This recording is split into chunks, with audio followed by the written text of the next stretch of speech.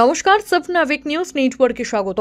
সরকারি জমি দখলদারি দলের দুর্নীতিবাজ নেতাদের দল থেকে কান ধরে বের করে দেওয়ার হুঁশিয়ারি দিলেন উত্তর 24 পরগনা জেলা পরিষদের সভাধিপতি নারায়ণ গোস্বামী। আগামী 10 জুলাই বাংলার 3 কেন্দ্রের পাশাপাশি বাগদাতেও অনুষ্ঠিত হতে চলেছে উপনির্বাচন। ওই কেন্দ্রের প্রার্থীর হয়ে এদিন ভোট প্রচারে এসে বাগদা বিধানসভার দেওয়ালদহ প্রাথমিক বিদ্যালয়ের মাঠে গ্রামবাসী এবং সাধারণ কর্মীদের নিয়ে সভা করেন নারায়ণবাবু। সেখানেই স্থানীয় কর্মী থেকে শুরু করে তৃণমূল নেতাদের হুঁশিয়ারি দিলেন তিনি। স্পেসিফিক কিছু রিপোর্ট আছে যে কিছু নেতা, কিছু জনপ্রতিনিধি মানুষের কাছে টাকা পয়সার বিষয় আছে। আমি আগের দিন কাল বলেছি 72 ঘন্টার মধ্যে মিটিয়ে দাও। আর সরকারি জমি জায়গা যদি কোনো নির্বাচিত প্রতিনিধি বা সাংগঠনিক নেতা দখল করে থাকেন, তাকে একদিন সময় দিয়েছি।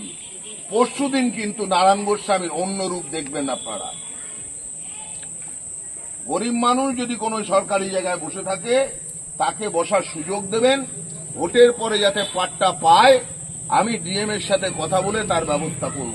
সেই গরিব মানুষ যে দলের হোক না কেন, মমতা বন্দ্যোপাধ্যায় কখনো দল দেখে না।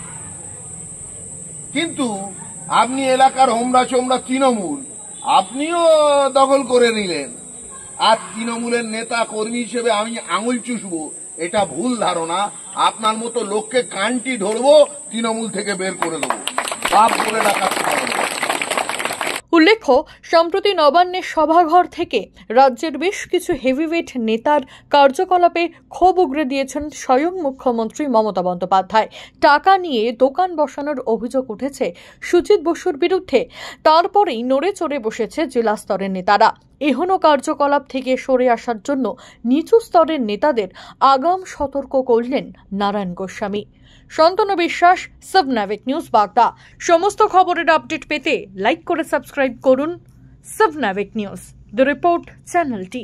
সেই সঙ্গে বেল বাটন প্রেস করতে ভুলবেন না। আপনাদের একটা সাবস্ক্রিপশন আমাদের জন্য অত্যন্ত মূল্যবান। জয় হিন্দ।